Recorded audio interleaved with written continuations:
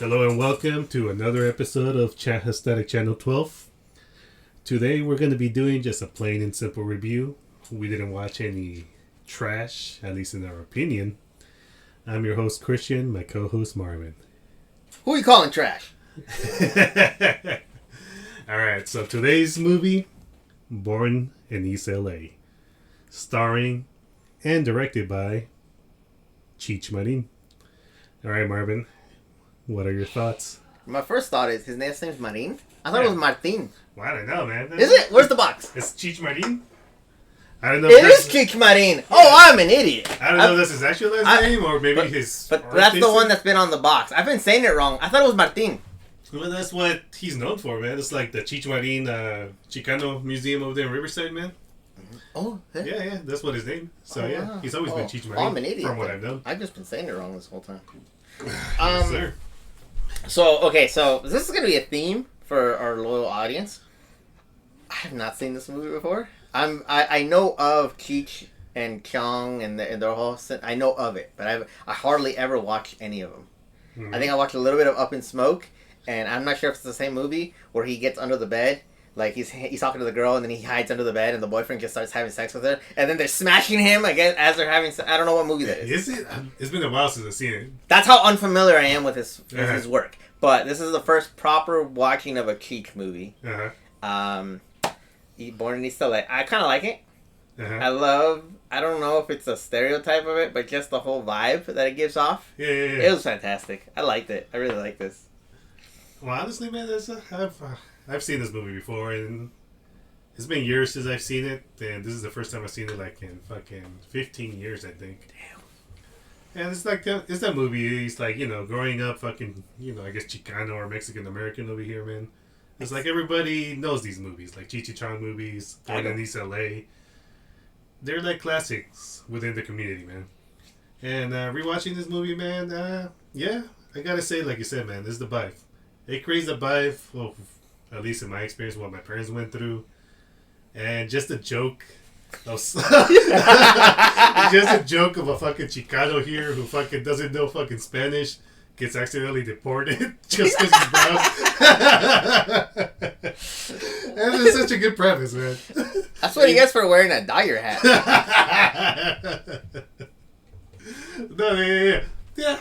Watching it again today, man, I liked it. I liked it a lot. And we don't usually bring politics in here, but it seemed like a very fitting movie regarding our time here in 2025 as a Chicano. So, I'm an outsider to this. So this is a first time viewer. So you have a veteran experience, a previous experience of watching this movie, and I'm a newcomer. I'm a newbie. Uh-huh. And actually, we were kind of talking about like the whole slightly political side of it, of the conversation of what's going on in modern times. And then we were freeballing this. We had no idea we were going to watch this movie up until 30 seconds before we picked it. So when you picked it, I was like, oh, well, that just flows perfectly into the conversation we were having on our way to get some drinks. Yeah. So it fit well. Politics aside, obviously it's the whole point of getting deported.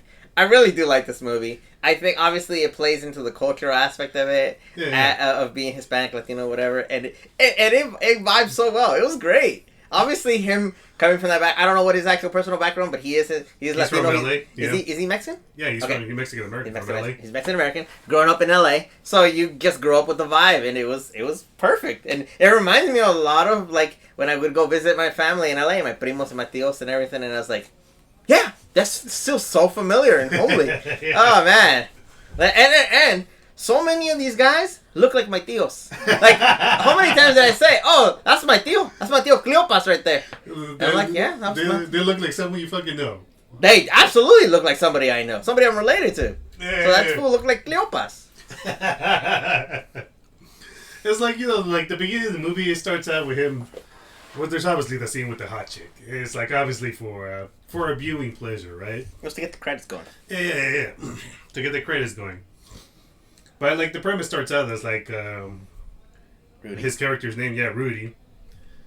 He's his mom. He's living with his family, and his mom and sister and I guess her kids are going to Fresno for a week.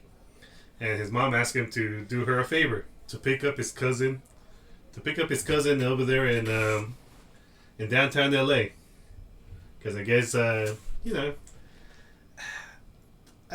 that's such a common experience, at least for a lot of us fucking I guess Mexican, Guatemalan, whatever over here, man.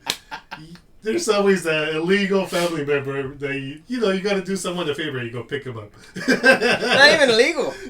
I remember I had to go pick up my tío Alberto. So I had to go, but I couldn't find him. But then he didn't have a phone. But he didn't know what my car looked like. So I would, and then my dad wouldn't answer. So I drove to the bus stop. And I'm like, hey, I told my dad he's not there. Mijo, he's there. So I drove back again. And then I looked for hey, where's my tío at? So I didn't find him. So I drove back again. And then he's there, Mijo. I just got off the phone with him. So I drove back again. And then I finally found him. I'm like, oh, well, if you wouldn't sit behind the tree, I would have seen you. So, love you, tío. Yeah, man. You fucking go pick up a family member. And then you cross them over where the fucking migra usually post up. And you just you fucking check to see they ain't there. And you fucking call them up and say, all right, time to pull up. We picked up some beers on the way home. There you go, man. But yeah, that's right there, man. That's just a core experience for us that fucking were born from immigrant parents over here, man. In fucking Southern California. Yeah. And, it's not foreign to us. It's just something that happens. And so he goes and picks up his primo over there and fucking at a factory work. And then they get raided by the fucking migra. And then some Mexicans grab Rudy thinking that they're helping him because they think he's a fucking another Mexican with no papers. Mm-hmm. And they stuff him inside a giant teddy bear. And then, doesn't he go through an oven or sterilization? Yeah, like a steamer thing. Yeah. And he's just get me out of here. The fucking migra hears him and they fucking pull him out. So I really do love. It's just a minor thing, but something that added to me was one. If you haven't seen this, I hate the mom by default. Why? Because I think that's the same actress that played Yolanda, Selena's murder. Yeah, she does look like it. In the classic movie Selena. I don't know if it is her, but it looks like her. So I'm gonna just assume it's her. So I hate her. You killed Selena. She legit looks like her. So it might actually be the same actress. I should look it up, but I won't. I'm too lazy. And then obviously the cousin that Rudy has to go pick up, played by the Paul Rodriguez. Uh-huh. And then he's such a menso. He's just talking Spanish, and he gets a ride from the owner, and then he gets tengo hambre as he's knocking on the door with nobody there. It's that sounds like. I love Paul Rodriguez. A fan of his stand-up, but I was that's fucking Paul Rodriguez. God damn it. I hate that guy right now. I hate him so much because he reminded me of some of my family. I think, I guess that's the magic with this kind of movie, man. It's there aren't many movies that kind of explore those kind of themes that I guess we've gone through, our family has gone through. Stereotypically gone through. Stereotypically have gone through, which they have. Oh yeah. So I think that's why this movie is I think it came out in the 80s, early 90s. It gave off that early 90s vibe. Yeah, I think late 80s, early 90s. It definitely does create that. It still holds up. It's a good movie. It still holds up. Obviously, the situation of crossing the border is way more difficult now than it was back then. And yeah, I guess nowadays it's a lot more difficult. Back then, you could joke around it because it was a lot easier to cross it. But yeah, it reminds you of people, like we said. Yeah, like Yolanda. But it's what? In the movie, I love the gag with the fucking primo. He's crashing at their house. Nobody's there because the family's in Fresno and Rudy got deported. And right before they leave, Rudy's mom is oh, you like the picture? It's what picture? It's that picture is a fucking portrait of Jesus Christ. It's on the cross. Yeah, it's covering the little niche where you put your phone. Well, back in the day when house phones used to be a thing, the houses had a little niche where you could put it. But it had a little shrine there. Did it have a little Virgen of Guadalupe or something behind it? So it was a shrine because to religion, Jesus, whatever. Yeah. So like fucking Jesus Christ got like is blocking the telephone. So every time like Rudy or somebody call the house, the people will be thinking there's like the fucking Jesus Christ is talking to him. Obviously the best part of that. Obviously it's a painting or something that someone bought, picture that the mom bought from I don't know somewhere. They don't say. And the best part obviously is that it's a holographic. Holographic Jesus. So that's why it reminds me of like a Pokemon card. and then like his eyes start opening and closing depending on what angle you're looking at it from. So it's like holographic Jesus is over the phone. So every time he gets the phone call, he thinks that Jesus is talking to him. So he's like, "Give me a cerveza." So he goes over, my lord, tall beer. Tall boy. or later on when he starts watching the Playboy channel. And then he thinks Jesus is mad at him, so he changes it to the sermon immediately.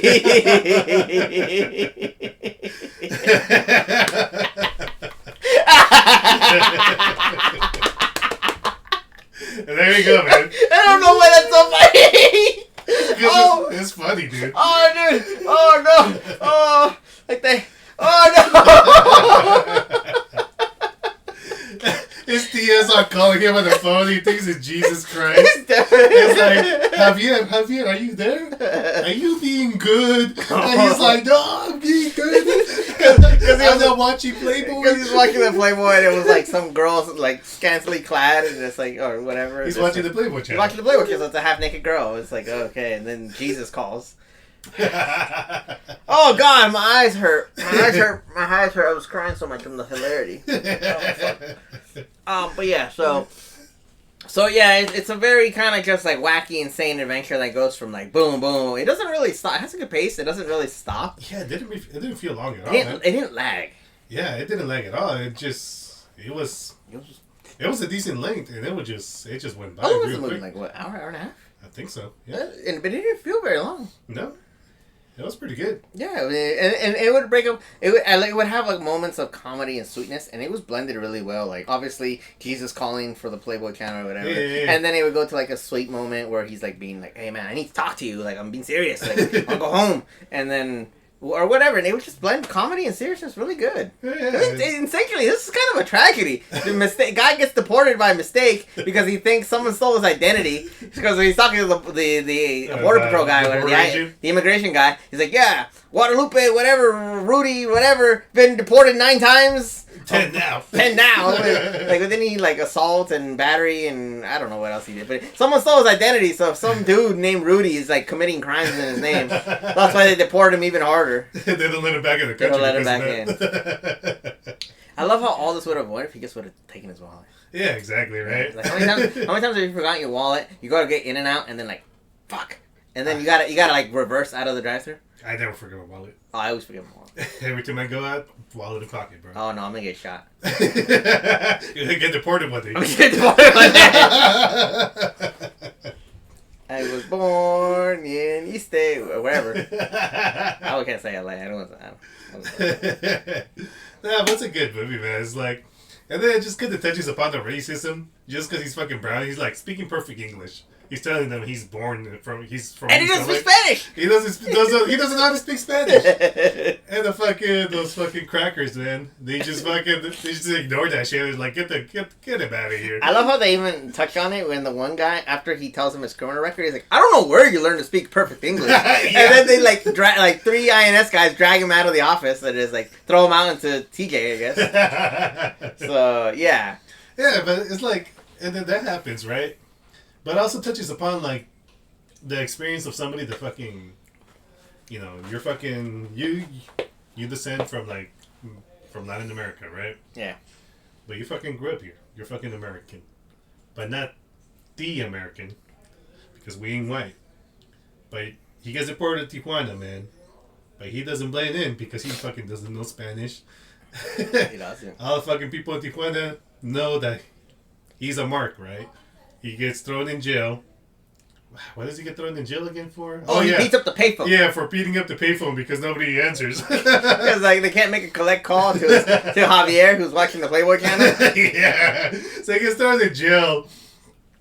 And I was talking to Marvin that they play the classic scam that I've heard that a lot of people have experienced a scam when they get thrown in jail in Tijuana. Yeah.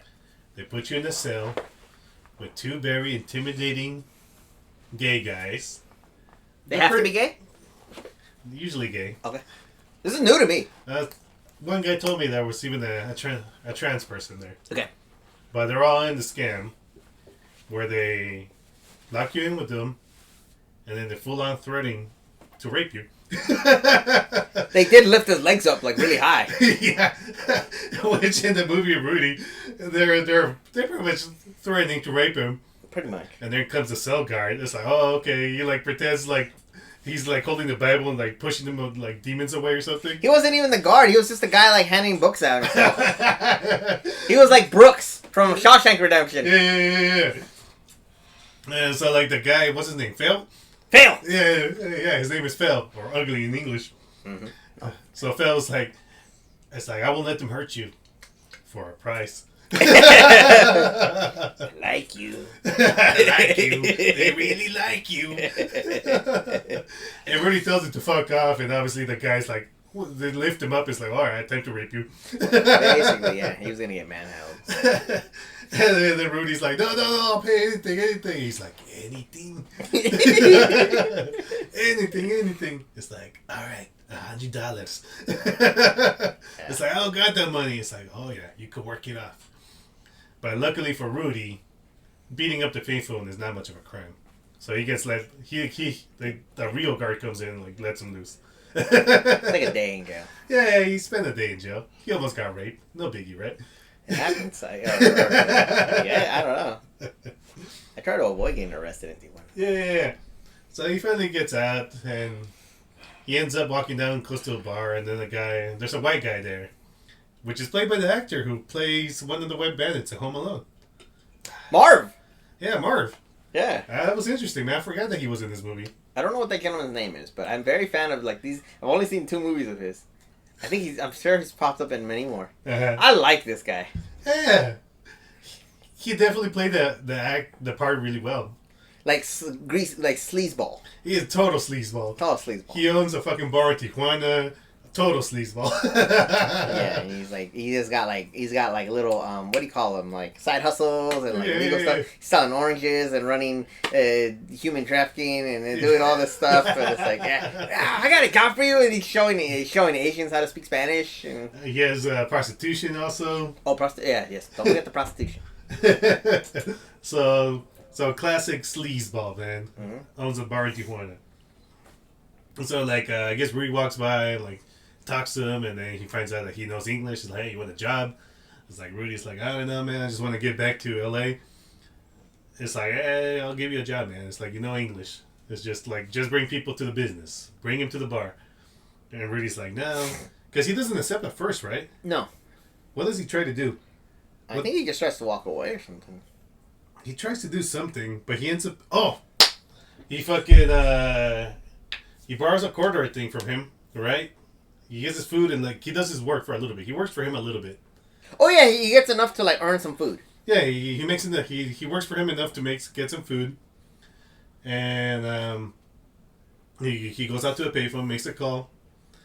And he pretty much mugs, like, this white guy. Yeah!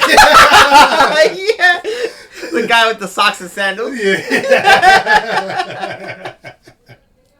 He gets out of one of the rooms. I think he was staying at the motel there. I think it was a bathroom. It was a bathroom? I think it was a bathroom. Okay, it was a bathroom. He's taking a piss. I guess he just stopped by because like, he's in the road trip with his wife. In an RV. In an RV. And fucking like, Rudy's all fucking, he's just fucking desperate at that point. He's fucking pissed. Yeah. So he like tells him, it's like, give me the money. I need 50 cents. So the guy freaks out and like gives him 50 cents. And that's when he makes a call to Javier. Oh, Jesus. Who he thinks is Jesus. Mm-hmm. But he then, nothing comes of it. He's out there thinking of what to do next. And he sees the RV with the same white guy that he pretty much mugged with his wife. He did mug him. Yeah, he did mug him. And he sneaks into the RV. And then like this fucking white couple just fucking crossing the border, right? And then the fucking dog goes ape shit. And then you point it out, it's like, oh, these fools have drugs, right? That's not a thing. Exactly. Yes, sir. They were fucking smuggling drugs in. and they catch Rudy in the fridge and the freezer, just fucking shaking in there, hiding. My favorite part is that somehow, so his body is in the fridge, but his head somehow got in the freezer. So he managed to carve a hole into the freezer and then shove his head through, and he's like shaking while holding the cabbage or the lettuce or whatever. It's a definite choice of a visual gag, right? Absolutely. Yeah, which is it was pretty funny looking. That's funny. It's very Looney Tunes. Yes. Very Looney Tunes. So that's when he gets thrown in jail again. Again, and he almost gets raped again. He runs into Phil. Isn't he like being hung upside down? Yeah. Phil's torturing him pretty much. Because like the last time when he said goodbye to Phil, he just flipped him up. He told him to fuck off. Yeah. So this time Phil didn't forgive. No. Phil is the real villain of the we were talking a lot of shit on the immigration officers. Phil is the real villain of the Yeah, he is, man. He's fucking demon. He's a demon. Yeah. But yeah, I like the guy. Yeah, so he's up in jail, and then like Phil makes him into a tattoo artist to pay off. Oh yeah, that was one of my favorite parts of the movie. All right, so I guess he's there's this guy strapped to a chair. He's in like a tattoo room and like a whatever, and then he like he activates the machine or the gun or whatever, and like he's getting tortured because I guess he told the guy to sit over the gun. It makes you think like it's an electric chair. Yeah, that's what I thought too. And I was like, oh, he's on this. Oh, I forgot you sat on the gun. So anyway, so he's all like, oh, I have this tattoo on my chest.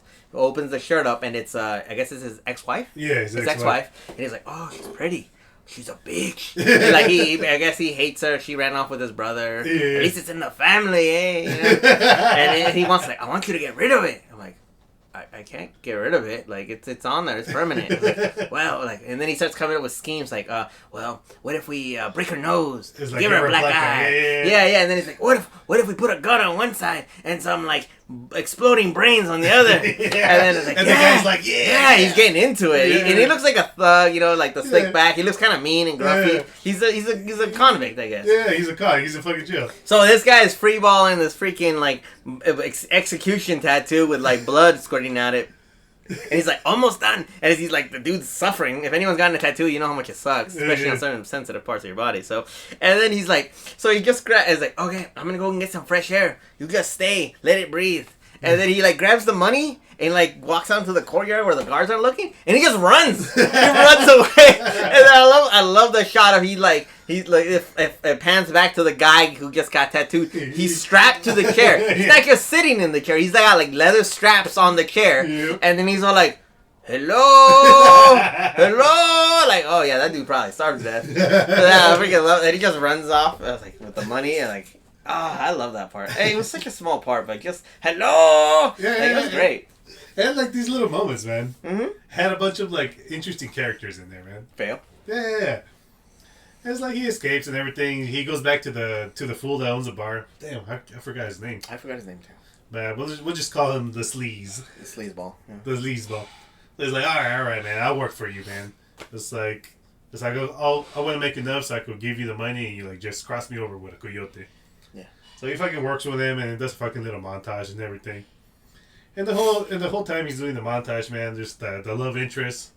The love interest is like noticing him like hustling out there and just being a good person, right? Yeah. Because like there's a scene where like he gives the oranges to the poor family that are just like trying barely making by and all that, and it's like the girl notices in the back, and it really puts it that he's actually like a good guy. Yeah, he's not a scumbag or anything. He's just a guy that got screwed over. Yeah, he's just your average fucking guy. Mexican dude from L.A., man. Like, he's not an asshole. No, he's not. Well, he kind of is to his cousin. But. To his cousin. And he's like, why can't you do it? And I was like, yeah, he's not a bad guy. Oh, and then he like put the speakers in the ladies' like Mercedes or whatever, and then like blast the music to maximum. But yeah, no, Rudy is not a bad guy. He's just a guy, wrong place, wrong time. He just got screwed over by everybody. So he's just kind of, you see the guy of a good guy just trying to hustle his way back to just getting back home, and that's what it is. And speaking of the love interest, I want to backtrack. They set her up where he's just getting the bite to eat. She brings over his food, and then he noticed like, oh, she's really pretty, and they just kind of hit it off. They just have good chemistry together. Yeah. And then she's like, yeah, and he doesn't know Spanish, so he teaches her a little thing, and they're just going back and forth, and it works really well. And what I like is that they set it up where It's not like you either forget about her because she's so uninteresting, or she's always there. And like, no, they just kind of sprinkled her a little bit through the movie, but it worked. She would pop up here and there, just seeing him like, oh, he's a good guy, or oh, he's sweet, or whatever, or then oh, he's a dick, and then he throws water on him, or whatever. Like she was peppered into the movie the right amount, where it made you like, oh yeah, I know her, but she's not the movie. Yeah, he's the movie. Yeah, no, it's all about Rudy. Yeah, Rudy.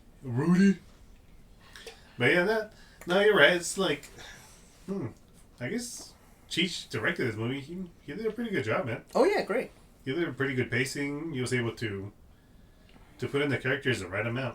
It was a simple script that just as the devil's in the details. So he just put enough detail into a lot of things, like Marvin a sleazebag, the club, how racist the immigrant, the INS guys were, the love interest, like the Spanish, like what's happening, like all this thing that go Raiders. You know, he put enough detail in where it worked. Like it's believable enough. We're like, yeah, that's very LA like. It's from someone from like LA. No one who's not from LA would ever vote or root for the Raiders.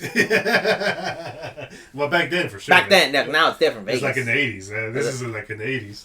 Yeah, Las Vegas. It's spelled with LOSS Vegas. But it's like, it's like the whole scene when he's like these like Asian immigrants. They're like they're crossing over to the United States. They're gonna have work over here, but they don't want to get deported again because they stick out like a sore thumb. Because they're Asian. Because they're Asian. But like fucking, they pay for lessons from Rudy. They pay for lessons from Rudy to like know how to blend in L.A. So he teaches them how to be fucking Chicano and shit. It's like teaching them how to say what's happening and just walk around all cholo like and shit. Very cholo like, yeah. I love how he puts like you gotta whip the headband. Yeah. And then they're all wearing it, so they're wearing it like an actual like bandana over his face. Yeah. Like, what are you trying to rob a bank? And he just shows them that. And... Yeah. I love that. I love that little montage of showing them how to be Mexican or like blend in, LA-ish. Yeah. Whatever. And it's like, it's like towards the end they pop up again. And they put their skills to the test, and they fucking work, man. They fucking work. I love how they lean back just the right amount. Mm-hmm. It's like the old school fucking 80s cholo style, right? Those cholos, yeah. Yeah.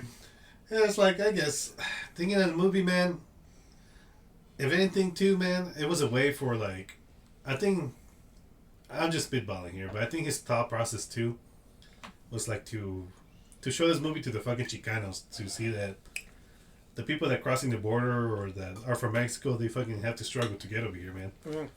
Because sometimes, you grow up over here and you lose that connection to the motherland, and you don't really know what the full struggle is. So it's like, that's what the premise, too. It's like, we were born here. What happens if we get fucking thrown over there? Are we able to survive? Are we able to struggle like they did? And all that shit. So I think that's a part of his theme behind his movie. Yeah, I definitely don't know how deep he wanted to go into this thing, but I can definitely make it like, I'm going to go as deep as possible. But it definitely is a tragedy, and it's a very fish out of water story. Obviously, him being Rudy, not speaking Spanish, being thrown back into TJ to Mexico, whatever, and just being a fish out of water. Like, I don't know nothing. I don't know about the hustle. I don't know about this. Yeah. How screwed over. Remember the montage when he was trying to get over the border? He was dressed up as like a cactus. He jumped into the bush, and it was the back of an immigration truck. So things like that. But he was just getting screwed over and over and over, and it really is more of a like. It shows the difficulty of how hard it is to get over here. Yeah, if you want to get real for a second, this might be more deep than what he originally thought, but it really was showing a little bit of a cultural insight into the struggles of what some people did go through, immigrants. Yeah. Obviously, for people who don't have family, it might be kind of a topic that you're not familiar with. For people who have, and their families have shared it, whether it's your tío, your parents, your siblings, whatever, it definitely can. It's hard to really ever truly understand if you haven't made that journey. Like, you can listen to it and listen to what your grandparents or your parents said, but it's a visualization of something that you may not really ever see. We never have to experience. Exactly, right? And it definitely. Sorry. Oh God, no! The margarita's coming back up. It definitely is kind of a little bit of an insight into that, and it plays with the stereotypes and like, orale, what's happening, and all that stuff, and the racist immigration guys. La Vigra and Javier and Jesus. It definitely plays with it, but the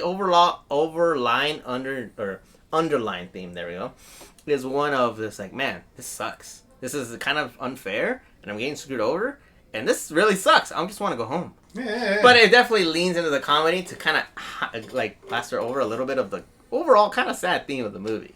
Yeah.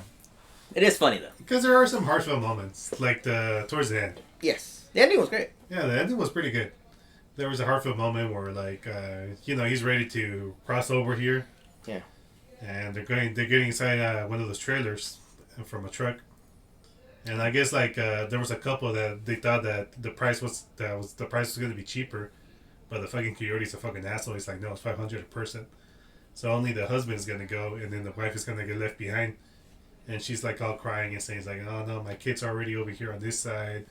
It's like, I don't want to be over here by myself. I want to go with my husband. So Rudy's like, yeah, he has the money because he worked for it. And then the sleazeball is like, turns out that he's not that horrible. He likes Rudy. So he covers him for the rest of the money. Yeah, because after he jacked up the price. Yeah. Someone's got to make up the difference. That coyote was an asshole, man. He jacked up the price. And then the sleazeball is like, fuck, I'm at $150. But he covered him because it's like, man, I said I was going to get you going. I got you done. It cost me money, but whatever. Here's your get present. Go home. Yeah. And there's the moment, like, the wife is crying and everything. Rudy's just looking at her. He's like, fuck. And they got a little real. Yeah, that got real, bro. Yeah, that gave me the feels a little bit. So, like, the coyote's closing down the door, and Rudy just puts his foot. It's like, nah. He gets off and, like, puts the woman's luggage inside and, like, lifts her up and puts her inside the truck. It's like, nah. Gives her his ticket. Yeah, gives her ticket. It's just like, nah, you go. And I was like, damn. That got real right there. Got a little real, but it was kind of to show it contrasts to all the comedy. It was a little bit of like a reality check of what, like, man, at the end of the day, it's tough because immigrant families, they have to make tough choices like that, whether it's working really hard to try and save up to get the resources to make the journey, or to legal or not, or separating families. Like, at the end of the day, sometimes one member of the family has to go and leave everybody else behind, because it's a lot easier to make money in the U.S. than it is in Mexico or in Latin America. So it's tough. The reality is that, man, it's got deep really hard. It really is that, like, man, it's like families are being split up for who knows how long. Sometimes it's a year, sometimes it's longer, sometimes they never see each other again. Mm-hmm. And it's really tough. So that was, and it was a great contrast to the comedy aspect of it. Because there's so many jokes about, like, mugging tourists and getting arrested and tattoo artists. But then it's like when he's like the balance, or it's a good balance. I think it's a good balance. Or like when he's like working at the fucking bar, it's like bringing in people and all that. Those parts were pretty funny. Like the blind guy is like, hey, let's go to the bar, and the blind guy's like, no. It's like, hey, you want to dance? No. It's like, you want some drinks? No. You want to play some pool? No. It's like, oh, you want to fucking stick it in some girl? And the blind guy's like, hell yeah. Doesn't he shake the stick up to you? So yeah, they play into the comedy of, like, yeah, it's kind of sleazy. You're going to a strip club or possibly a brothel, whatever. Yeah. But it makes it funny. Yeah. But I guess in a way, that's the reality down there, man. It's like... It's different, yeah. Yeah, it's different. And we're also looking back this, and this is perspective of the 90s. I mean, obviously things are TJ is always kind of a little bit of a town, but it's like, it probably is way different than what it is in 2025 and it was to the 90s. Oh, yeah. So it's like, it's a little bit of a look back into how it was. And things weren't so serious. Yeah. Like, I know the legality of it, but crossing the border and immigration wasn't as daunting of a monster as it is now in today's social zeitgeist. So it was so. But yeah, it definitely played a lot of comedic aspects to it, and I did enjoy it for what it was. It was pretty funny. Yeah, it was a good movie, man. It was great. It definitely a movie that fits today's times, and I guess continues to be a story for us that came from immigrant parents. Yeah, and it definitely wrapped it up nice. Like, obviously the love interest kind of got tied up. I love how Fail's goons came back and made like they were the monsters. And then he's like spending time with his love interest, and then he realized, like, oh, the painful goodbye because he's leaving. Mm-hmm. You have my number, but then it's not the same as having them there. And then they end up just getting over the border anyways. They do kamikaze waves. They roll down the hill and they just bum rush those two guys sitting in the Chevy. And then they get out in L.A. and it's like the parade. I don't know what that parade is, but they get out and they just move on with their lives, and they're happy. They're together in LA. They're back home, and she moves. I guess she's with him because they like each other. And then, like, the final scene, the final shot of the movie is like them getting married. I don't remember that one. No, that's the last shot, man. What was it? You know when they're like holding and they have like the father in the back? Oh, I thought that was just the parade. It was like a pastor. No, they're getting married. Because it said like Iglesia something. Iglesia Evangelica? It's something like that, yeah. They're getting married, I thought that was the parade. I did not notice. Oh, yeah. But yeah, so I guess they're getting married. So they have a happy ending. Yeah. So this movie is definitely an aspect of cultural insight, a little bit of comedy and tragedy, with a kind of overlying theme. You can make a lot of themes of it. Don't give up and righting the wrong, yada yada. But overall, it's just a funny take on some slightly deeper themes, and it's great. It's fantastic. It's like kind of like the theme also is like don't forget where you came from, the people you come from, what they struggle to get over here. Yeah. Even though we're born here, we come from those people. And that's the kind of vibe I got from that too. It definitely had a cultural connection and roots and theming of it, and that is something important, regardless of where you're from or what your heritage is. Looking back to see what your ancestors, your family, and where you came from is always a good. It's always a good thing. Yeah. Having a connection to the past is always a plus. Yeah. Because I think everybody should know. Yeah, we're just talking about like the fucking hustle people have to do. Oh, hustle to fucking survive in Tijuana or something. Yeah, you gotta get blind guys in the strip clubs. Somehow that works. But yeah. But, all right. I think we talked all we could. Any final thoughts, Marvin? This made me want to go buy one of those hats. Oh, the hat he has at the beginning? No cerveza, no work? Mm-hmm. That's an awesome hat, dude. I love how he just chopped off the bill so it looks like a beanie. But it's like a beanie made of plastic. I'm probably going to order one of those. They have some nice ones online. Take it to work? No cerveza, no work? Yeah, and then like half people won't be able to know. My boss won't be able to read it. So, and it's an awesome hat. It's an awesome hat. I kind of want to get it too, man. It made me want to buy that hat. I'll send you a link. Beautiful. But yeah, so overall, I like this movie. If this was more of what Cheech's style was back then, and like Cheech and Chong and his other movies, I kind of want to watch it because I really like it. I like this movie. He's got a good comedic eye, and good timing, and good writing, and I want to watch more. I'm very like I said in the beginning, and I'm saying this throughout this entire channel. I have not seen this movie before, and I'm familiar with his work, so I'm excited to see the rest of it. It's like this movie's a little bit more like emotional, I think, compared to his other movies. Yeah. The Cheech Chong movies are definitely like full on comedic, like just classic Chicanos, smoker kind of comedy. Yeah. So it's them getting into misadventures throughout LA and shit. And this one definitely is a lot more heartfelt compared to other movies. Yeah. But like you said, it's like his comedy. If you enjoy the comedy from this movie, it's pretty similar to what you're gonna see in Cheech Chong. Okay. But I guess, my closing thoughts on this is, I believe it still holds up. It's still a reality. Things were easier back then in the 80s to cross the border than it is now. Yeah. But, no. Yeah, it made me think that, I think that Cheech definitely made this movie for us to come from Mexican parents or from other countries. That the people we come from don't have it easy, man. And we're pretty lucky to be over here. And in the unfortunate case that we get deported. You like fortunate or unfortunate? Unfortunate. Oh, I think you said fortunate. We get fucking deported. We can look to Cheech that we could try and hustle and get our asses back over here. Yeah, you just gotta find some greasy sleazeball and a cute Salvadorian chick to hang out with. And exactly, good right? Good. That sounds good to me. But. Yeah, no, and also, what the hell is it? Never buy a holographic Jesus. That's definitely what I got from this movie. All right, man. Well, those are our closing thoughts. This has been Christian. This is Marvin. And thanks for listening. Yeah. Hello to our fellow listeners. It's been a while since we put something on this channel, but it looks like we're back from our hiatus. And just want to say that we recorded this episode at the beginning of the ice raids. And it's definitely more of a lighthearted episode, talking about the experience of getting deported and crossing over. But it's been several months since then, and things have not gotten better. In fact, they've gotten worse with the abuse of people, the deaths, and the concentration camps that seem to be built. And all I can say about this is, fuck Trump, fuck his followers, fuck ICE, and fuck all the fucking system that supports this shit. Thanks for listening.